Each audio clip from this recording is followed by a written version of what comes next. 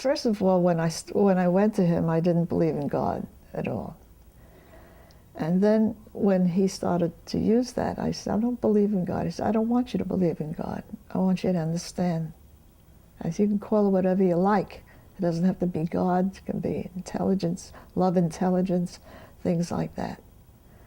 And it kind of put me in another frame of thinking.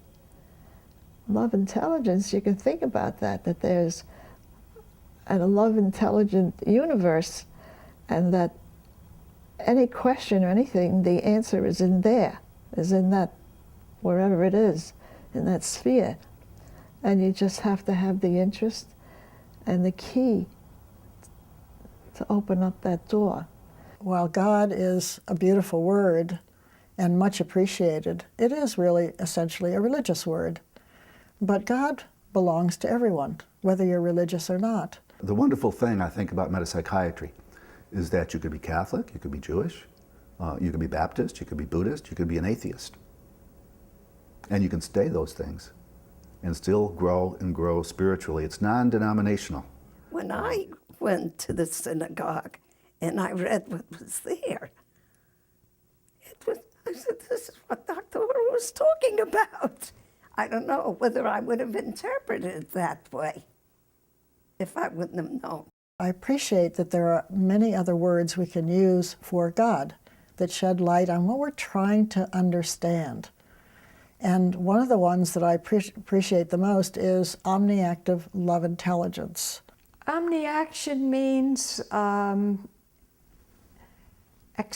being aware of the now, being aware of the divine presence at all times with us. Dr. Horror was able to explicate that so that when you thought of God, you didn't think of a man in the sky, but you thought of an all-embracing love, an intelligent love. If we would only let go more and let God, we would be led to so many delightful, marvelous surprises that our little limited minds could never fathom. And so why not open up to this infinite, glorious intelligence of one mind? We live in God.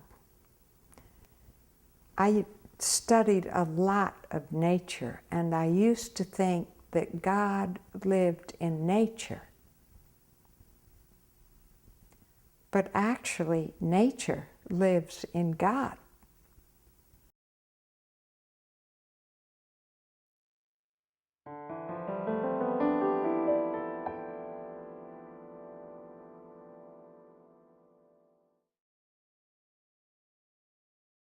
My parents were in a car crash, and I got a phone call, and I went to the hospital, and they said, your mom won't make it through the night, and we don't know about your dad.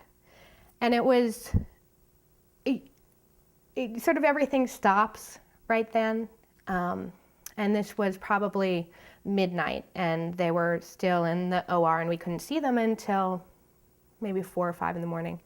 So we had sort of this 4-hour period of time of just really of quiet and really not knowing, just being very confused.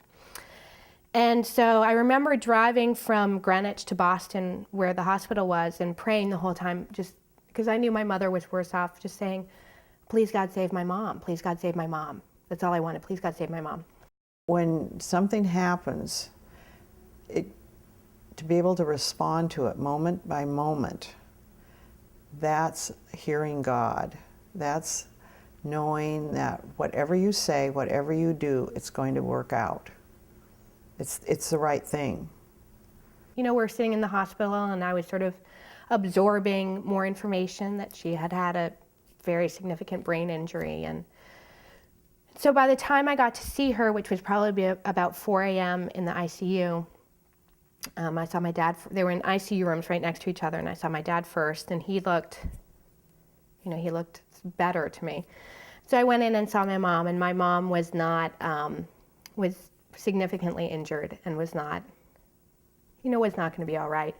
And so I had this experience of just total quiet and thinking, God, please take my mom.